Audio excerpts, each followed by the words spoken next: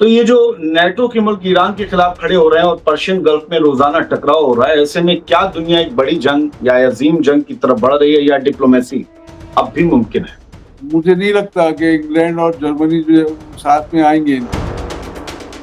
Persian gulf में आने की हिम्मत नहीं पड़ी। क्या अकेले जो अमेरिका स्ट्रेट ऑफ हॉर्मोज में घुसने की कोशिश नहीं कर पा रहा है, क्या वो इत्तेहादियों के सहारे ही जैसा हमेशा से वो करता है ये करने की कोशिश करेगा?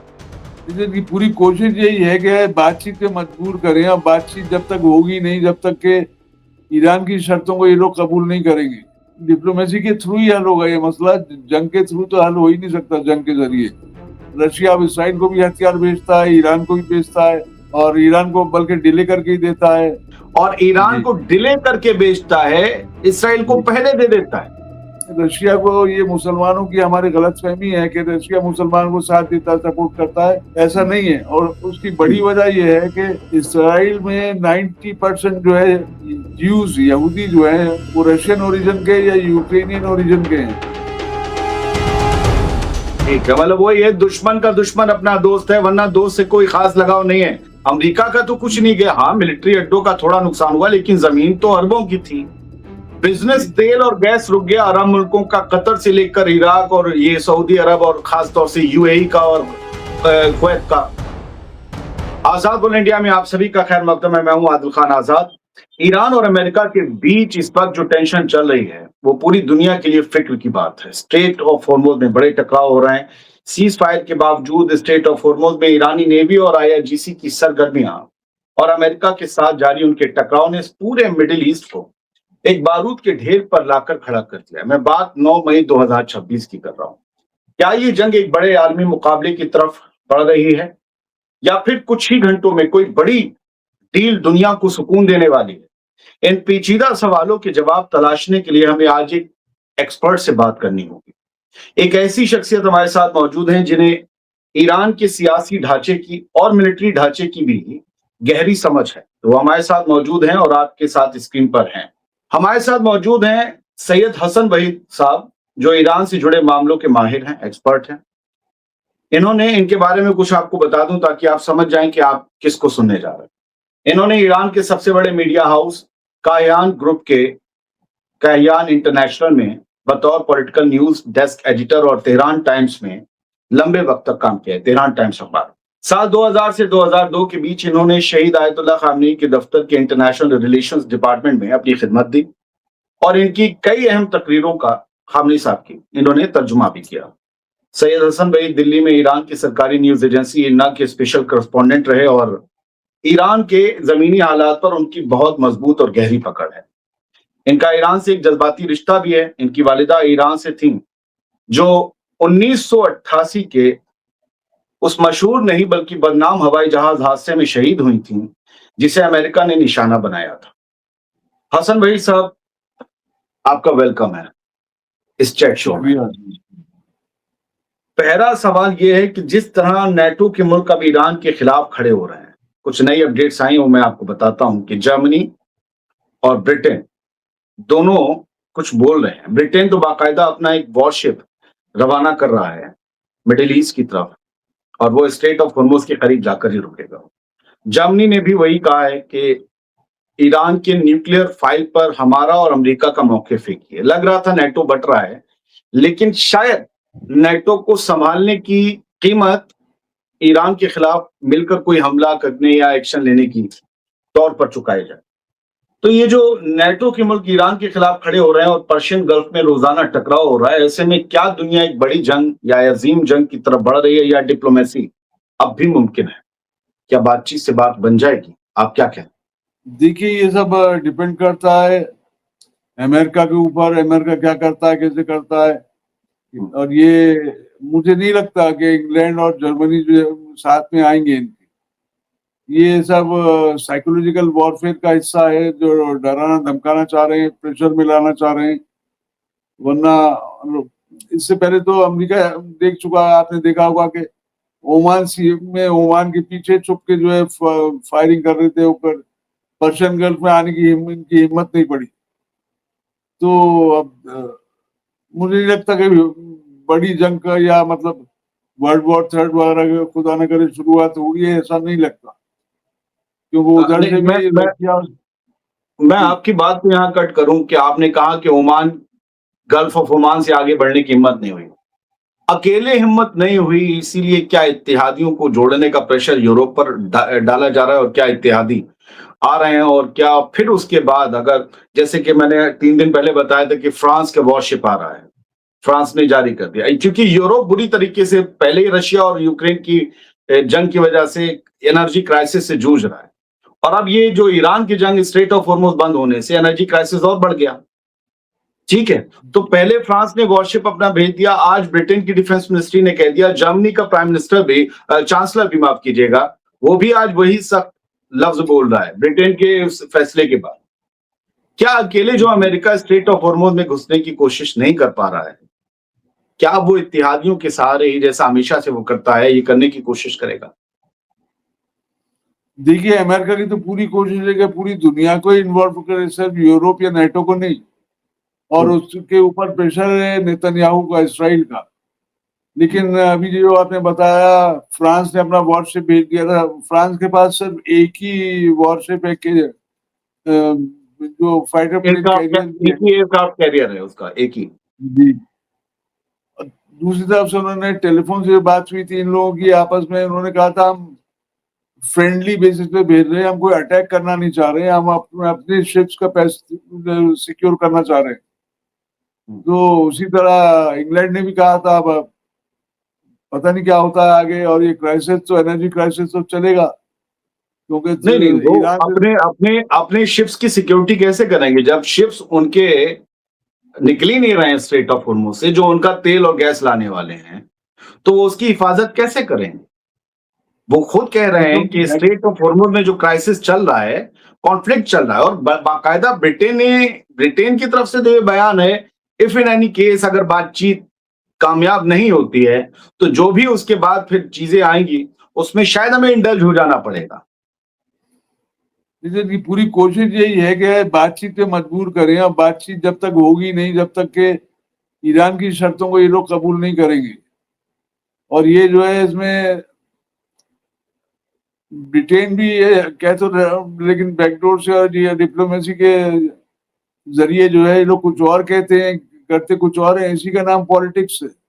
इंटरनेशनल पॉलिटिक्स ऐसे ही होती है, कहते कुछ है, करते कुछ है। तो उसमें देखिए क्या होता है। अच्छा, जो कह रहे हैं और जो जी कुछ हो सकता है, वो क्या हो सकता है? कह तो नहीं डिप्लोमेसी, और हो क्या सकता है? क्योंकि ईरान तो इनकी शर्तें नहीं मानेगा, जी। नहीं तो तो क्या हो सकता है? डिप्लोमेसी के थ्रू ही हल होगा ये मसला। जंग के थ्रू तो हल हो ही नहीं सकता, जंग के जरिए, क्योंकि उधर से रशिया और चाइना भी ईरान को सपोर्ट कर रहे हैं। यूएनओ में आपने देख लिया, वेटो कर दिया ईरान के खिलाफ पूरा अमेरिका के उसको। और फिर जो है, वो लोग भी सपोर्ट कर रहे हैं, लेकिन बहुत ज्यादा सर, नहीं कर रहे हैं। लेकिन ये चैट शो है हमारी, एक एक बात पर हम बीच में एक दूसरे के आएंगे। जी ये यूनाइटेड नेशंस में रशिया और चाइना की तरफ से वीटो कर देना, ये तो एक डिप्लोमेसी सी लगती है। ये जी वो वाला सपोर्ट है जिसमें हाथ में हथियार नहीं होता। लेकिन जी ये जो अमेरिका के अलाइज हैं, जो नाटो मेंबर्स हैं, वो बाकायदा अपने वॉरशिप्स लेकर आ रहे हैं। क्या ये एक अलग किस्म का अलार्म नहीं है? क्योंकि चाइना और रशिया वॉरशिप नहीं ला रहे हैं, फ्रांस और ब्रिटेन ला रहे हैं, और हो सकता है बहुत जल्द यूरोप का सबसे मजबूत मुल्क जर्मनी भी ले आए। तो ये जो घेरेबंदी वॉरशिप से हो रही है और यूएन में जो सपोर्ट है, वो दो अलग चीजें हैं। क्या रशिया और चाइना भी कोई मिलिट्री अपनी सपोर्ट लेकर आएंगे कभी फ्यूचर में? ये बहुत से लोग इस वक्त जो सुन रहे होंगे वो जानना चाहेंगे।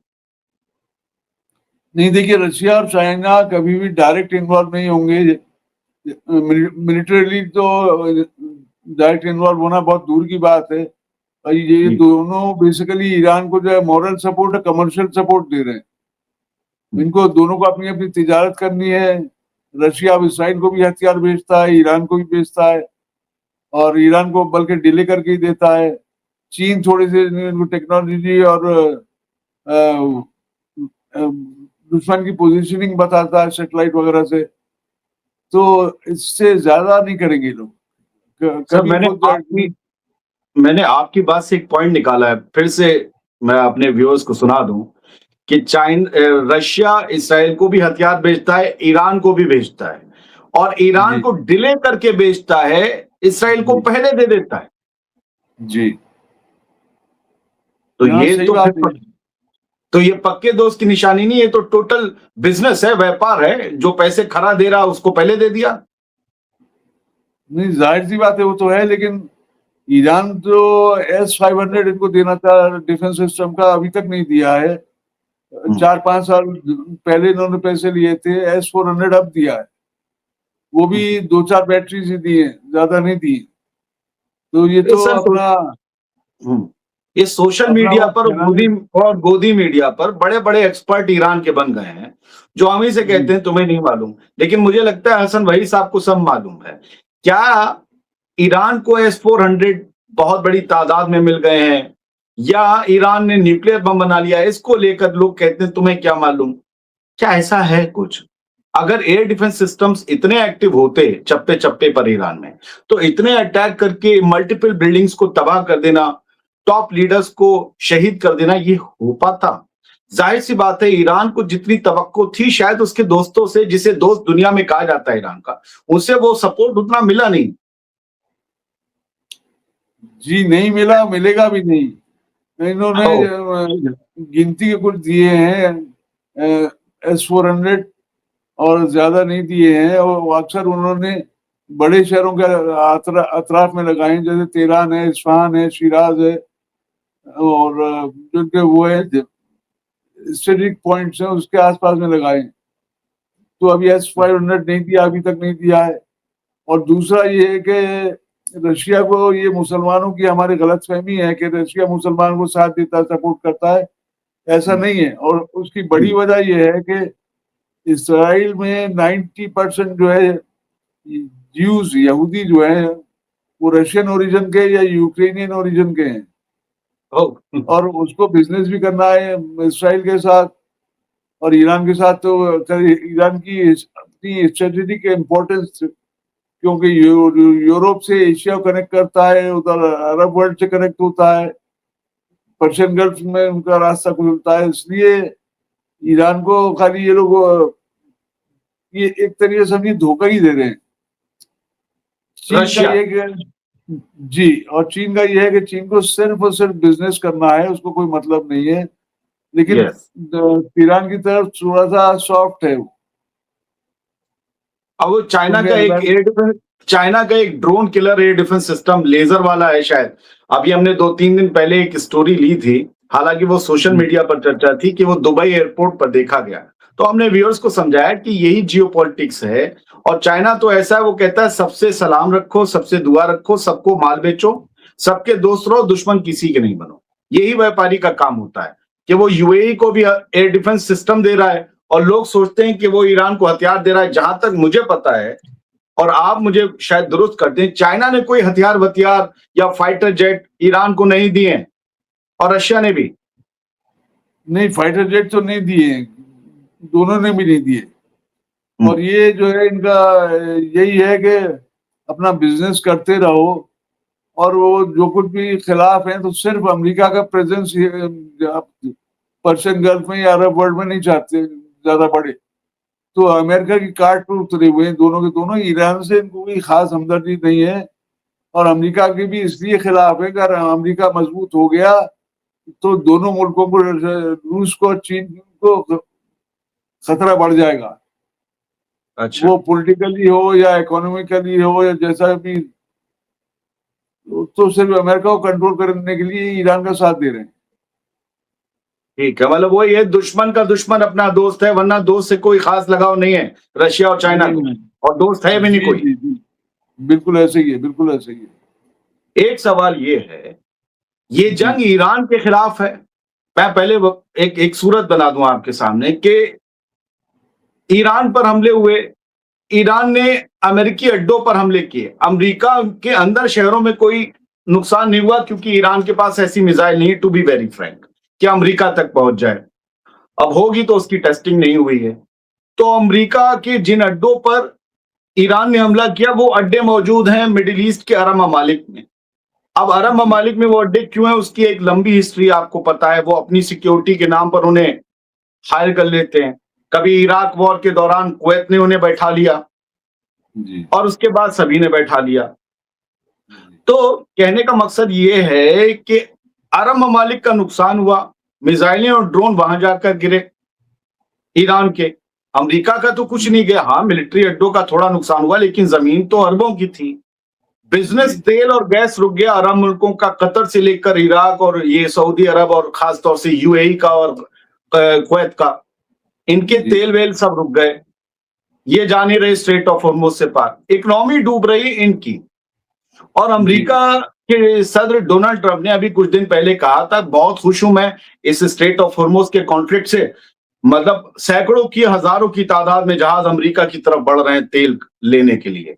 और इससे पहले वो वेनेजुएला को कब्जा चुके थे, जिनके पास मतलब आपको पता ही है दुनिया के सबसे ज्यादा ऑयल रिजर्वॉयर्स हैं वेनेजुएला के पास। तो जी ये जंग ईरान के खिलाफ है अमेरिका की, या इसका निशाना चाइना और रूस के इन्फ्लुएंस को मिडिल ईस्ट में कम करना था, चाइना और रूस इसका निशाना है, या मिडिल ईस्ट के मुल्क ही जो पैसे से मजबूत हो रहे थे, जिनके यहां बिजनेस जा रहा था, दुबई एक बड़ा इंटरनेशनल हब बन रहा था, वो है निशाना। सऊदी अरब वैसे भी अब बरक्स यूएई के अपने आप वो इंटरनेशनल हब बनाने जा रहा था, उनका प्रोजेक्ट चल रहा है।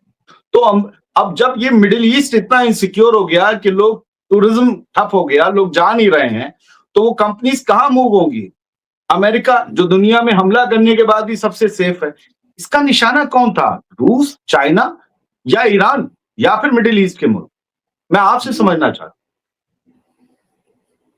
नहीं, उसका निशाना क्या है? इनको अरबों से कोई मोहब्बत तो है नहीं। और जितनी भी इन्होंने अपनी बेसेस बनाई थी, अरबों से ही पैसा ले गया था। अब वो बेसेस तबाह हो गई तो दोबारा अरबों से पैसा लेंगे, सिक्योरिटी के नाम पे बेसेस बनाएंगे, और अरबों को जानी हमारी नुकसान दोनों हुआ है। और मेरे हिसाब से तो यूएई की जो सिक्योरिटी की वजह से मशहूर था, उनकी इकोनॉमी वगैरह चल रही थी, वो सब खत्म हो जाएगी। तो इन लोगों को जो है ईरान से तो दुश्मनी यही है कि इसराइल का साथ छोड़, फिलिस्तीन का साथ छोड़ दे, जबकि ईरान फिलिस्तीन का साथ छोड़ नहीं सकता। उनकी कॉन्स्टिट्यूशन की बुनियादी उसूलों में से है कि फिलिस्तीन को ईरान लिबरेट कराएगा। तो ये तो अब देखिए अब ये क्या होता है, ये जो नहीं, लेकिन ईरान से मैंने आपसे पूछा था कि अमेरिका ने ये जो जंग शुरू की है उसका वाहिद टारगेट ईरान था फलस्तीन की वजह से, या अरब मुल्क भी थे उनकी मजबूत होती इकोनॉमी की वजह से, या रशिया और चाइना जैसे दुश्मन थे, या फिर ये सब थे?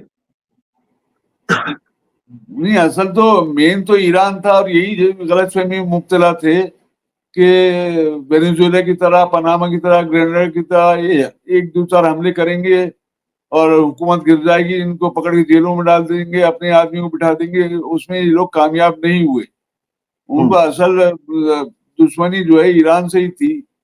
और अच्छा। दूसरी तरफ जो है इंग्लैंड और उसका रूस का, चीन का बढ़ता हुआ इन्फ्लुएंस भी रोकना था, क्योंकि आप देखिए चाइना ने इनको हर लिहाज से, चाइना इकोनॉमिक सुपर पावर बन चुका है। टेक्नोलॉजी में देख लीजिए, आप बाजार में देख लीजिए, अमेरिका में खुद हर चीज आपको, कंप्यूटर चिप से लेके कपड़ों तक आपको सब चाइनीज मिलेगा।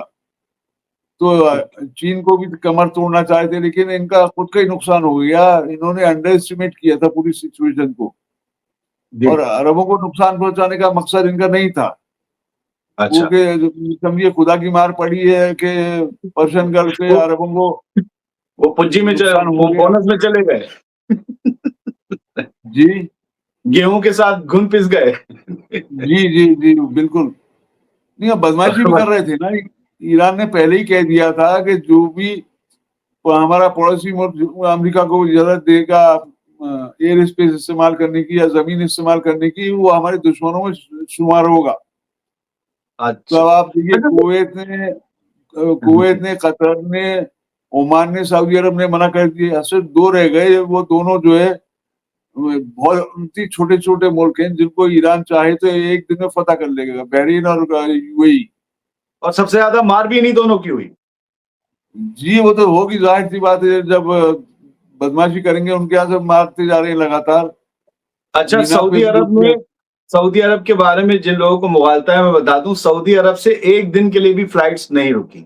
उसकी वजह जी थी कि सऊदी अरब पर बहुत कम हमले किए जी ईरान ने। सिर्फ जी एक दो बार, दो चार बार एक एम्बेसी और आरामको और एक दो वगैरह जो है, रियाद में भी एक दो बार दिखा। हालांकि इनकी यूएई का तो पूरा सब ठप हो गया, और बहरीन में जो अमेरिकन नेवी की फिफ्थ फ्लीट थी, वहां तो भयंकर तबाही मचाई है।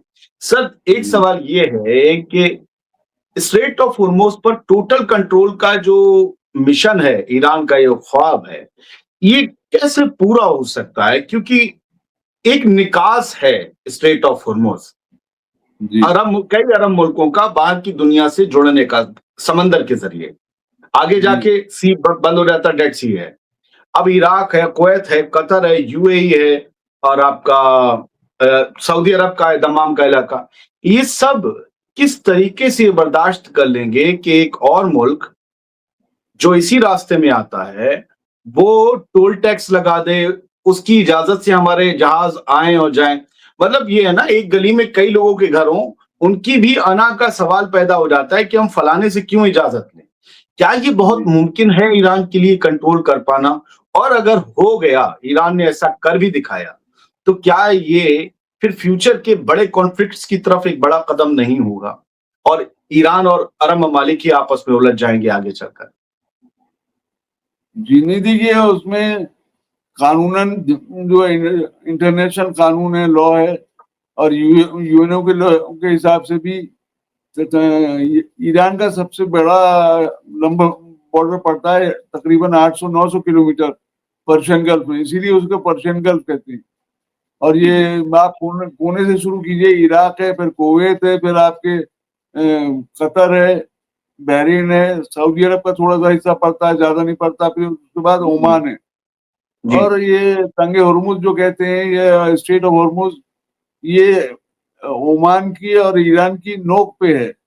बिल्कुल। तो उसमें 12 यूएई का भी किलोमीटर हिस्सा है सर, करीब। फुजैरा वाला जो बिल्कुल पॉइंट बन रहा है। जी, तो वहां पे जी, जो है आधा हक ईरान का बनता है, आधा उनका ओमान का बनता है। ओमान का, ओमान का, जी गल्फ जी। ऑफ ओमान और पर्शियन गल्फ। और जैसा कि आप देख चुके हैं, पहले भी स्विस कैनाल है, पनामा कैनाल है, साउथ चाइना सी है, वहां भी यही कानून चलता है। जिसका ज्यादा बड़ा इलाका है वही कंट्रोल करती है, और टोल टैक्स भी लेते हैं। स्विस कैनाल भी लेता है, पनामा कैनाल भी लेता है। हम्म। तो उसमें ईरान का हक है, बिल्कुल ईरान कंट्रोल कर सकता है। अब नहीं, चाहे तो सुएज किसी। कैनाल का ये जो एक नेचुरल रास्ता है, जहां आज तक इस तरह का कोई भी रूल अप्लाई नहीं था, अब मॉडर्न जी दौर में जब सबके पास बहुत कुछ है, ईरान ने अपने दम पर असलहा बनाया है, अरबों ने अपने जी पैसे पर असलहा खरीदा है, क्या ये मुमकिन जी। है? इतना आसान है कंट्रोल कर पाना, या फिर कॉन्फ्लिक्ट्स होंगे? नहीं, देखिए अब आजकल दुनिया में तो पूरी दुनिया में यही कानून चल रहा है, जिसकी लाठी उसकी भैंस जो कहा जाता है। अंग्रेजी में कहते हैं माइट इज राइट। तो वो अब अमेरिका की दादागिरी चलेगी, रशिया की चलेगी, चीन की चलेगी, तो ईरान की क्यों नहीं चले? और ईरान का हम्म। हक भी है, सबसे बड़ा बॉर्डर उनका है। तो उसमें जो है चलिए ठीक है, मैं आखिरी सवाल कर ले रहा हूँ। क्या ईरान में जी इतनी कुव्वत और ताकत है कि वो ये कर पाएगा अमेरिका जैसी बड़ी नेवी और फौजी ताकत के सामने?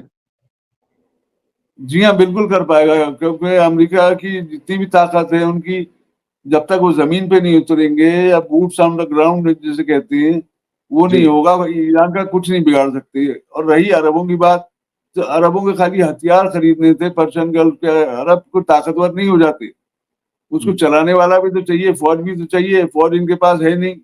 उसमें पाकिस्तानी भरे हुए हैं, अफगानी पठान भरे हुए हैं, सोमालिया के, सूडान के लोग पेड सैलरी पे काम कर रहे हैं। सिर्फ इनके जो आर्मी के ऑफिसर्स हैं वो अरब हैं। तो इनके पास हम्म, फाइटिंग फोर्स तो है ही नहीं। हम्म, और इनको इसलिए सऊदी अरब को समझ में आ गया, कुवैत को समझ में आ गया कि झक मार के ईरान की बात माननी पड़ेगी। मतलब हिम्मत नहीं है, जज्बा नहीं है, जुनून नहीं है, बस हथियार और जी पैसे से जो है वो उन्होंने सारी जो है अपनी सिक्योरिटी खरीद रखी है, चलाने जी का दम जी नहीं है। जी। चाहिए साहब, बात तो बहुत लंबी हो सकती थी, लेकिन प्रॉब्लम ये है ना, ये व्यूअर्स जो हैं वो इस तरीके के वीडियो आखिर तक नहीं देखते, क्योंकि आप बहुत जी खरी और सच्ची बात कह देते हैं, हम भी वही करते हैं। तो लोग जी झूठ को जरा लंबा देखते हैं, तो हम सच्ची बातों को फिर से एक दूसरी डिबेट में करेंगे, ताकि लोग जी आखिर तक छोटे-छोटे वीडियोस को देख लें। बहुत-बहुत शुक्रिया, आपने अपना कीमती वक़्त निकाला। उम्मीद ये करते हैं कि हमारी ये डिबेट लोगों के लिए कुछ ना कुछ फ्रूटफुल रहेगी और उन्हें कुछ पसंद आएगा। सलामत रहिए, इंशाल्लाह। खुश रहिए और सलाम आपको भाई साहब। शुक्रिया। आप भी सलामत रहिए, आपका बहुत बहुत शुक्रिया।